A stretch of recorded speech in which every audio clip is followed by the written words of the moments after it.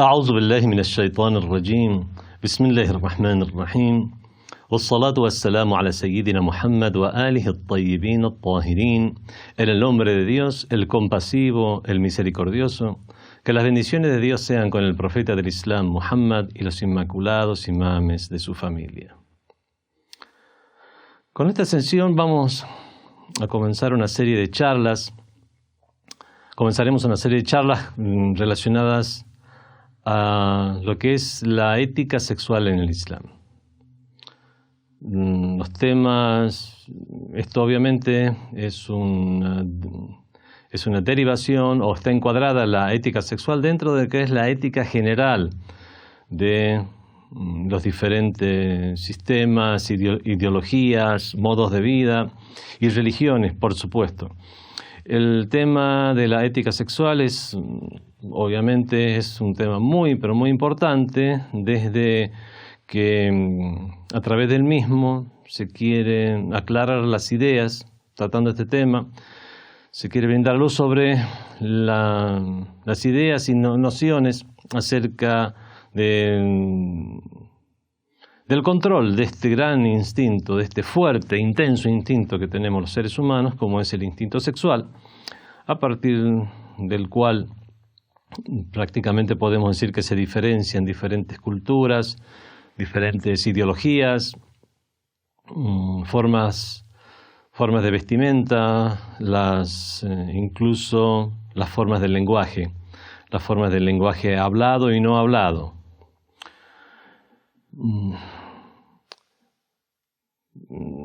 A partir de este tema también, vamos a tocar otros temas que están directamente relacionados, temas como el de la belleza, de los parámetros de la estética y de la belleza, el orden, la estética en el sentido de ser ordenado, el orden en el sentido de estar arreglado, perfumado, mantener una higiene, y obviamente también las cuestiones relacionadas más directamente con lo que es la ética sexual, como es el monacato, estudiar cuál es la opinión del Islam respecto al monacato, o respecto a la libertad total en materia sexual, estudiar el pudor y cuestiones más precisamente religiosas, súplicas, momentos relacionados a la súplica y a la oración que estén vinculados a este tema, como por ejemplo las relaciones sexuales en un horario en el cual, como por ejemplo en el horario que es el horario del rezo de la mañana, cuando hay muy poco tiempo, y también cuestiones ya relacionadas específicamente a la sexualidad, como lo es las relaciones sexuales propiamente dichas, la forma de las relaciones sexuales incluso, son preguntas que se le han hecho tanto al profeta del Islam como a los imames de Ahlul Bayt, con todos ellos sea la paz, preguntas de la gente de su época, preguntas que también pueden surgir en la mente de personas en todo tiempo y en todo lugar, y gracias a Dios existe una respuesta, las cuales pueden brindar un lineamiento general a las personas. Cuestiones relacionadas, por ejemplo, a las posturas sexuales, cuestiones sexuales para aclararlas, por lo menos ver el grado de permisividad, cuestiones como el sexo oral, el sexo anal, las cuestiones son el cuerpo desnudo del hombre y de la mujer, en el caso del esposo y la esposa, la observancia, observar el cuerpo de la pareja, qué es lo que opina el Islam acerca de eso. Recordemos que desde el punto de vista de la jurisprudencia, las normas se dividen en 5. Hay 5 tipos de normas. Está aquello que es prohibido, está lo que es aborrecible, o sea, sin llegar a ser prohibido es mejor no hacerlo. Está aquello que es mubah. El primero era el mamnú, el haram, lo que es prohibido. Después está el makruh, es aborrecible, mejor no hacerlo. Se recomienda no hacerlo.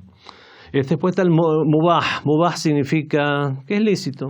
Tanto hacerlo como no hacerlo está en la misma medida. Está el mustahab, es mejor hacerlo. ¿Qué mejor que hacerlo? Y está el wajib, que es obligatorio. Una acción que es obligatoria de hacer. Bueno, desde el punto de vista de la jurisprudencia, veremos algunas de estas cuestiones que hemos mencionado, que si son prohibidas, si son aborrecibles, si son simplemente permitidas. Bueno, tal vez nos demos con la sorpresa de que muchas sean recomendables y hasta lleguen a ser obligatorias en algún momento para no faltar el derecho de uno de los cónyuges, por ejemplo. Así que comenzamos con la anuencia de Dios, este tema. Uno de los instintos más intensos que tiene el ser humano después del instinto de sobrevivencia y de supervivencia es el instinto sexual. Y en relación a esto se plantean hoy en día dos posturas que se las muestra como encontradas unas con otras. La postura que más se alienta en el occidente es la postura de la libertad sexual,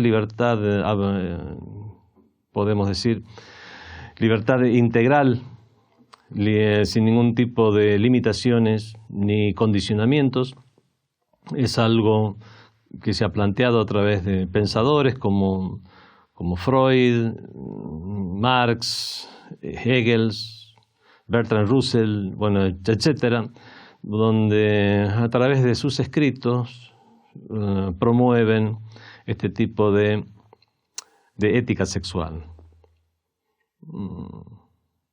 Y en contraposición a esta estaría, si usamos los verbos condicionales, porque estaría la postura de aquellos que son conservadores en las ideas respecto a la sexualidad. Podemos llamar a esto, la postura de quienes consideran que la sexualidad es un mal necesario, y esto es algo que se ha promovido, sobre todo en muchas religiones y formas de vida de la antigüedad. Lo que nosotros queremos plantear con esta serie de sesiones es que existe una tercera posición. La tercera posición, que es la posición del Islam, donde no se plantea ni un libertinaje sexual, ni tampoco se considera que todo lo relacionado a la sexualidad es indecoroso o censurable, y que en todo caso la línea de lo permitido estaría dentro de lo necesario para mantener la perpetuación de la especie y nada más. No, ni una postura ni la otra. Si Dios quiere, vamos a dejar en claro las posturas de los musulmanes respecto a este tema en estas sesiones. En medio de estas, ya sea como temas independientes o como temas relacionados, vamos a tocar también los siguientes tópicos, que es el pudor de la mujer. El pudor de la mujer también, los celos tanto de parte del hombre como de la mujer, la lealtad o la fidelidad matrimonial, cuestiones relacionadas a la vestimenta, los alcances de la vestimenta, lo que es obligatorio en el Islam, lo que es recomendable en el Islam. Ahora, con respecto a la sexualidad, ¿cómo es este tema? La fornicación, el adulterio, las diferentes formas de goce o placer de carácter sexual, goce visual o goce también táctil, cuáles son los límites, la prohibición del incesto, la prohibición de analizar también la prohibición de las relaciones sexuales en los días en que la mujer está con la menstruación, la masturbación y otro tipo de cuestiones también que tienen que ver con la vida de los seres humanos y que precisamente por esto deben ser tratadas y no consideradas un tabú, sino que se debe brindar respuesta y orientación sobre estos temas a las personas. Vemos que esto es algo que es necesario, no existe ideología, no existe cultura que no vea que sea necesario que exista este tipo de orientación en la forma de una ética sexual o una educación sexual. Will Durant, en su libro titulado Nuestra herencia oriental, por ejemplo, menciona el hecho de que contraer matrimonio y que se establezca una pareja siempre fue considerado uno de los muy importantes deberes morales de los seres humanos, donde existieron grupos sociales, grupos de seres humanos, se ha dado mucha importancia a este tema. Incluso la vinculación entre el hombre y la mujer en la forma de un matrimonio, en la forma de una ceremonia, el cortejo. Vemos que él dice que la capacidad humana para la procreación involucra dificultades, no solamente en el momento del matrimonio, sino antes y después de este. Y trata otros temas que tienen que ver. Dice que estas dificultades pueden agravarse por la intensidad y la vehemencia en el instinto sexual, por lo cual se da, por ejemplo, las situaciones de infidelidad, incestos, y todo ese tipo de cuestiones. Vemos que esto es algo tratado muy seriamente por grandes pensadores y obviamente en el Islam se han brindado respuestas a estas legítimas preguntas de los miembros de la sociedad islámica. Habíamos dicho que en la antigüedad prevalecía entre las religiones más conocidas, las religiones abrámicas, la postura de los seguidores de las religiones, no en las religiones mismas, sino la forma en que fue adoptando la religión en diferentes lugares, fue que tendían hacia una forma conservadora en relación a este tipo de temas. Es por eso que se promovió el monacato dentro del cristianismo. Pero no solamente esto se dio dentro del cristianismo, entre las diferentes religiones que podemos mencionar, que consideraban a las cuestiones sexuales como un mal necesario, de lo cual hay que alejarse en la medida de lo posible.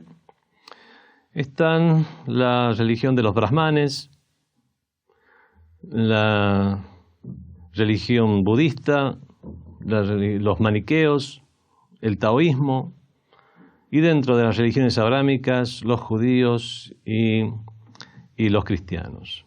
Es más,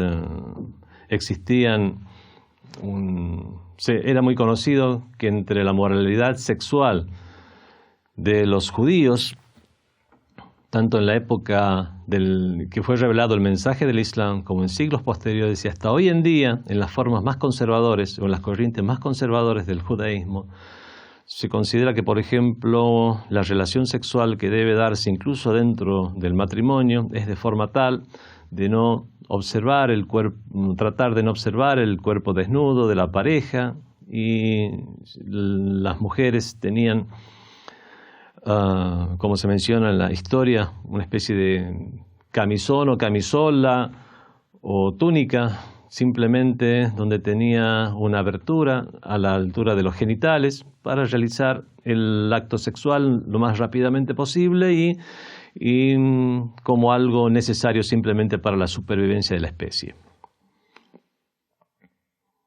Esto era algo conocido en la época en que fue revelado el mensaje del Islam. Por lo menos era la opinión de los judíos de ese entonces. Hoy en día existen también corrientes ortodoxas, corrientes muy conservadoras, pero estamos hablando ahora de la opinión de los judíos en ese entonces porque es lo que va a ser muy fundamental para el inicio de nuestras narraciones, de las narraciones islámicas que vamos a mencionar al respecto. También existían en otras culturas, la cultura romana, griega y otras más, una forma de abordar los temas sexuales con mayor naturalidad y mayor libertad. Pero en la civilización occidental, fueron estas ideas de mayor apertura respecto a estos temas, comenzaron con el Renacimiento, hasta que después ya, de la mano de académicos, escritores que fueron delineando el desarrollo cultural de la sociedad occidental, que las cosas han llegado hasta este punto donde lo que se promueve es la conducta sexual sin ningún impedimento más que el que pueda llegar a existir en la ley y en un código penal. Las posturas islámicas fueron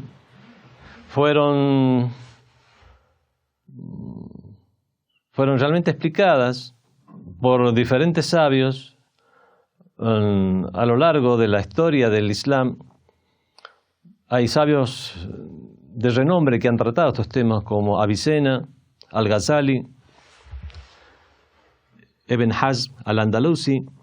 Ibn Hazm, si bien es conocido por el hecho de ser la primera persona que ha tratado los temas relacionados a la historia como una disciplina independiente, disponiendo las normas de esta disciplina.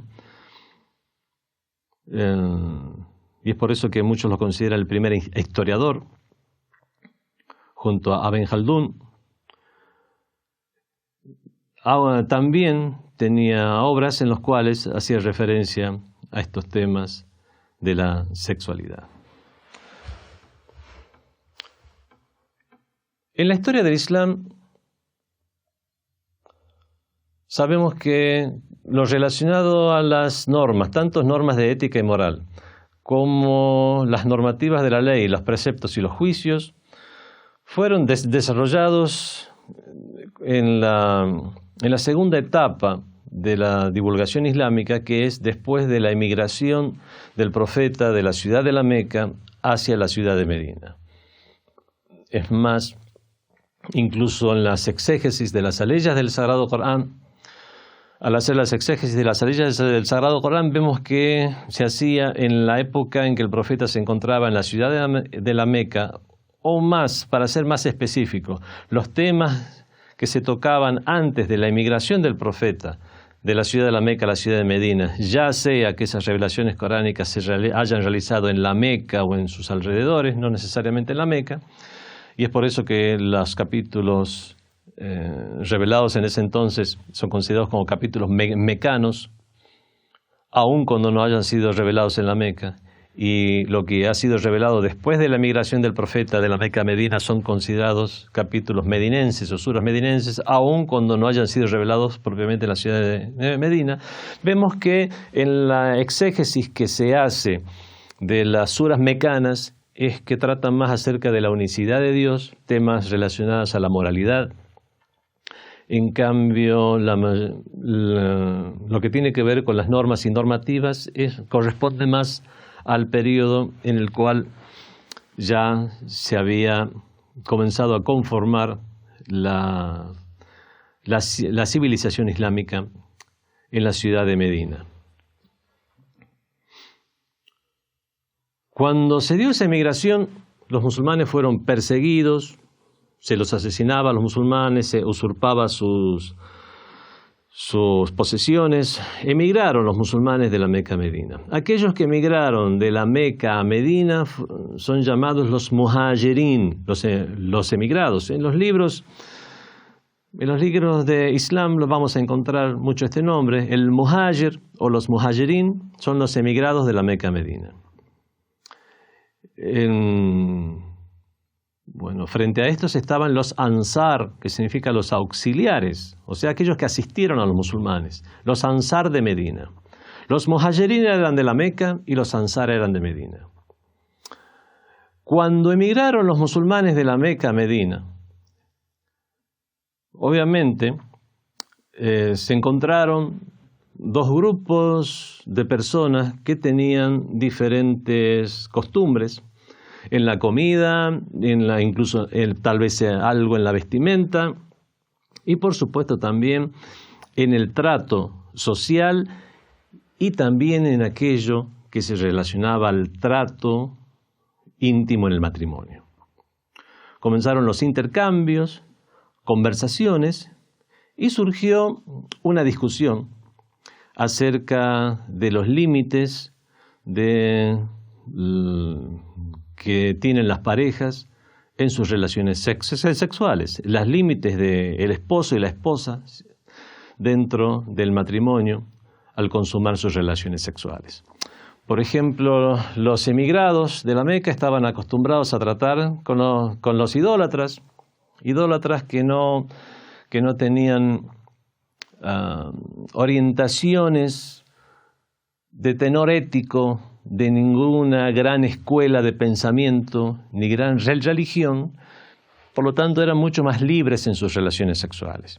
Y estaba la gente de Medina, que antes de hacerse musulmanes e incluso después de hacerse musulmanes, seguían teniendo mucha influencia de las tribus de judíos, de los clanes de judíos que vivían en los alrededores de la ciudad de Medina y en la ciudad de Medina misma, lo cual obviamente ese intercambio con los clanes de judíos hacía que adoptaran o naturalizaran algunas actitudes, las naturalizaran como parte de la ética de cualquier persona que tuviera moral.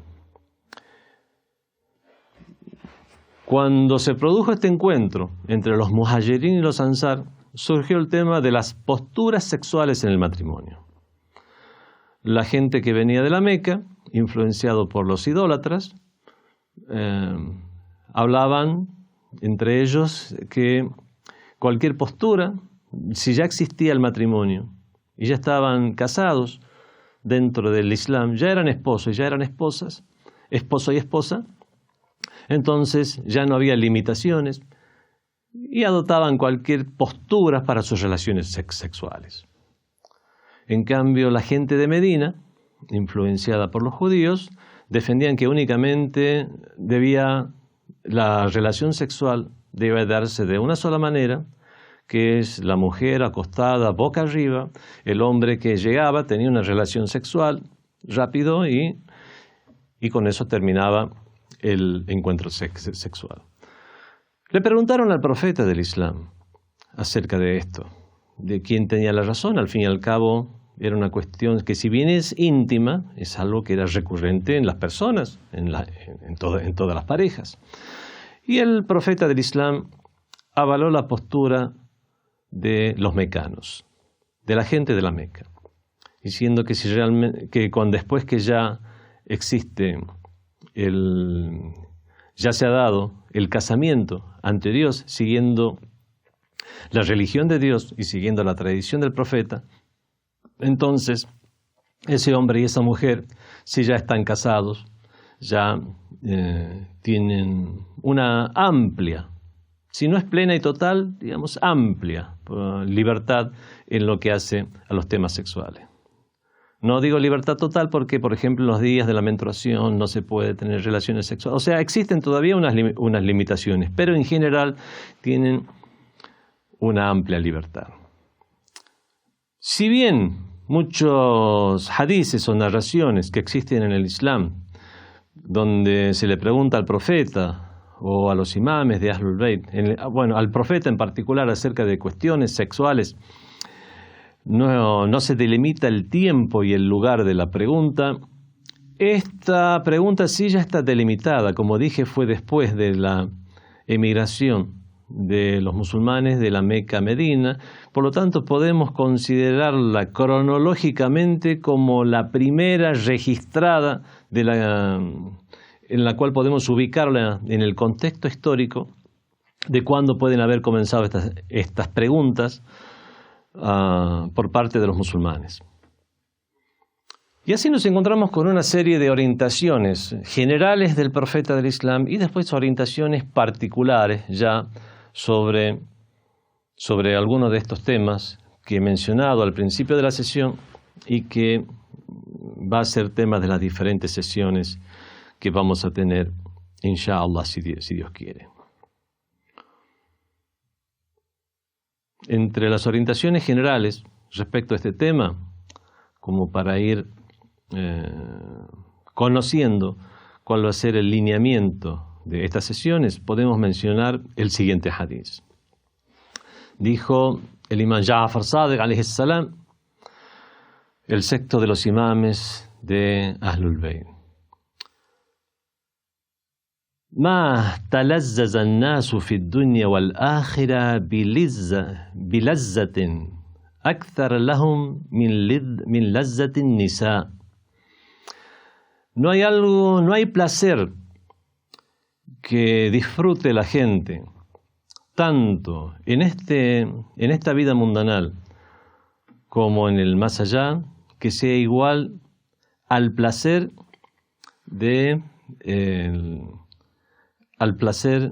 encuentro con las mujeres. O sea, se refiere con eufemismos, digamos, o directamente a las relaciones sexuales. وَهُوَ قَوْلُ اللَّهِ عَزَّ وَجَلَّ. Sigue el imam diciendo, y a esto se refieren las palabras de Dios el Altísimo, que dice: زُيِّنَ لِلنَّاسِ حُبُّ الشَّهَوَاتِ مِنَ النِّسَاءِ. Le fue puesto como un ornamento para la gente el amor al placer que reciben de parte de las mujeres, والبنين, y bueno, y así hasta al final de la aleya. Luego dice, sigue diciendo el imam Ja'far Sadiq alayhi salam, وَإِنَّ أَهْلَ الْجَنَّةِ, ciertamente que la gente del paraíso, مَا يَتَلَذَّذُونَ بِشَيْءٍ مِنَ الْجَنَّةِ, no tendrán un placer, y se refiere a los placeres de tenor material. Recordemos que en el paraíso habla de placeres de tenor espiritual y placeres similares a estos placeres que hemos tenido, que la gente tiene en este mundo material. En cuanto a los placeres que están vinculados a los placeres del mundo material, están el placer de comer, beber, bueno, y obviamente los placeres espirituales para el creyente son mucho mayores. Ahora, en cuanto a este segundo tipo de placeres, que son los placeres que también existían en la vida mundanal, dijo el imam Ja'far Sadiq, la gente del paraíso no disfrutará de algo ashha indahum, de lo cual tengan más ganas de realizar minan nikah, que cohabitar con las parejas. La ta'am wa la sharab, ni comida ni bebida se va a acercar al goce que provoca este otro placer. Vemos que está presentado el placer sexual como algo positivo para las personas de fe, para las personas creyentes, tanto en este mundo como en el más allá. Y con este hadith, con esta narración, comenzamos a ver la diferencia que puede haber, la óptica del Islam respecto a estos temas, cómo difiere con las religiones mencionadas de los brahmanes, los maniqueos, los budistas y la forma que ha adoptado la religión de los judíos y cristianos. En otro hadith, en otra narración, también del imam Ja'far Sadiq alayhi salam, cuenta uno de sus compañeros: Sa'alna Abu Abdillah, preguntamos al imam Ja'far Sadiq alayhi salam, ayyul ashya alaz, ¿qué cosa es la más placentera? Qal, dijo, él nos preguntó, Sa'alana, nos preguntó el imam Ja'far Sadiq alayhi salam, ¿qué cosas más placenteras? Cada uno dijo una cosa. Faqulna ghayri shay.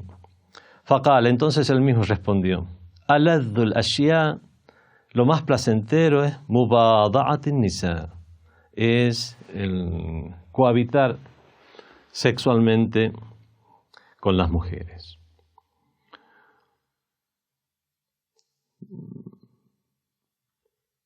Vemos que la forma en que encara este tema el imam Ja'far Sadiq obviamente difería mucho de lo que tal vez algunos tenían en su mente de cómo debía ser la religión.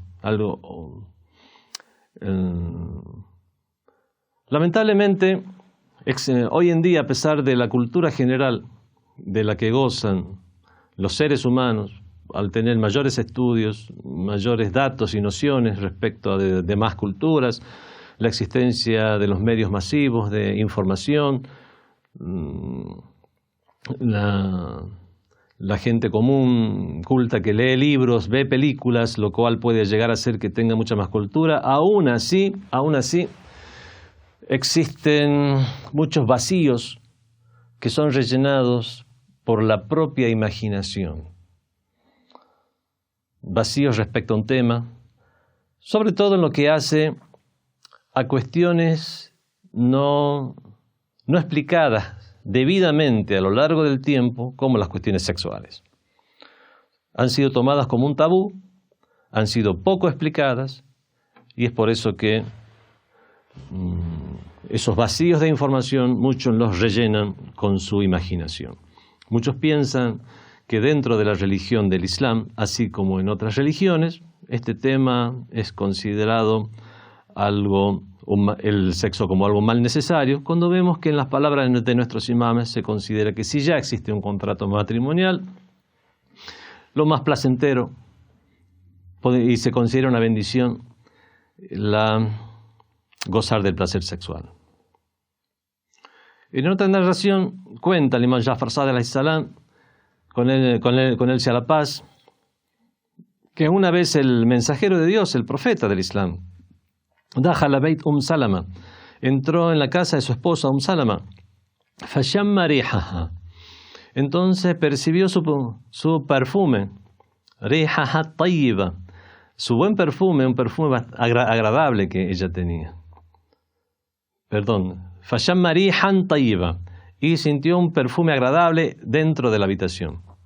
Entonces él mismo dijo, faqala, atatkum al-hawla, ¿acaso vino Hawla aquí, que era una mujer, que era conocida? Faqalat, huwa dha, así es. Hiya tashku zawjaha, ella vino y se quejó de su esposo. Fakharajat alayhi al-Hawla, entonces Hawla, que estaba atrás de unas cortinas, Kharajat alayhi, se adelantó y llegó a ver al profeta del Islam. Faqalat, entonces le dijo, bi abi anta wa ummi, que seas sacrificado tú por mí, oh profeta. Era una forma de dirigirse con respeto. Vamos a encontrar en muchas de las narraciones del Islam. Inna zawji anni mu'rid, ciertamente que mi esposo se aleja de mí. Y se refería al hecho de que no la buscaba para tener relaciones sexuales.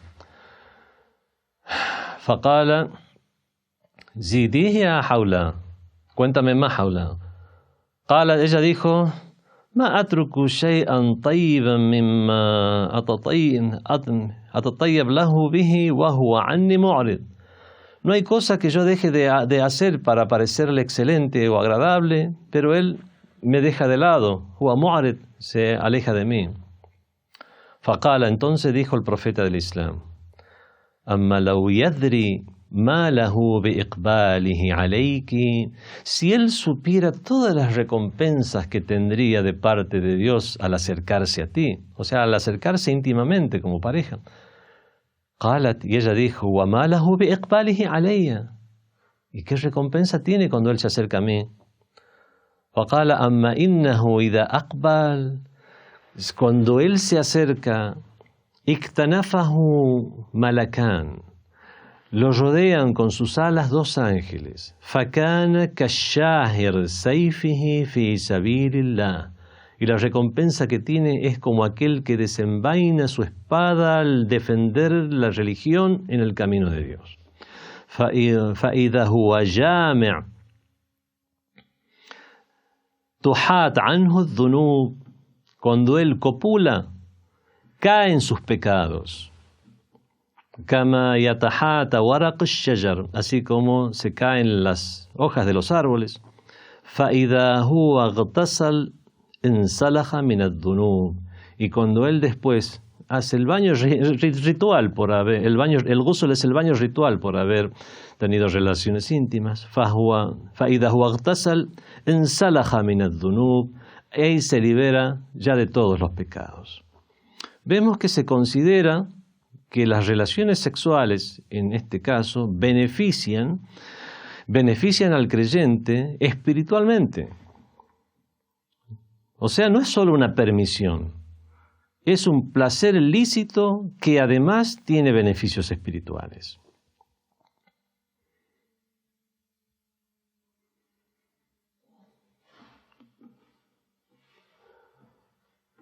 Bueno, seguiremos después en otras sesiones hablando sobre estos temas, mencionando también hadices, narraciones del profeta del Islam y de los imames de Ahlul Bayt. Veremos cómo el mismo profeta y los imames presentan la relación sexual como una necesidad y no como un capricho o algo vano. Consideran también que las relaciones sexuales forman parte de el accionar de un creyente que lo ayuda en su perfeccionamiento.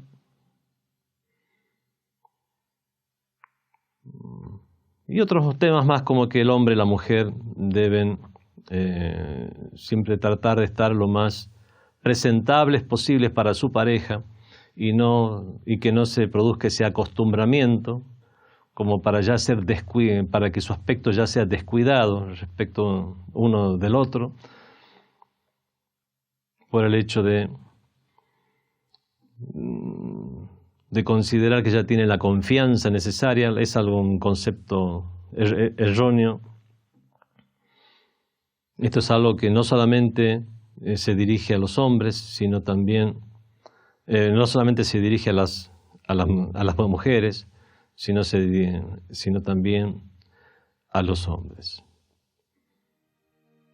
Bueno, continuaremos con este tema en la próxima sesión. Wassalamu alaikum wa rahmatullahi wa barakatuh.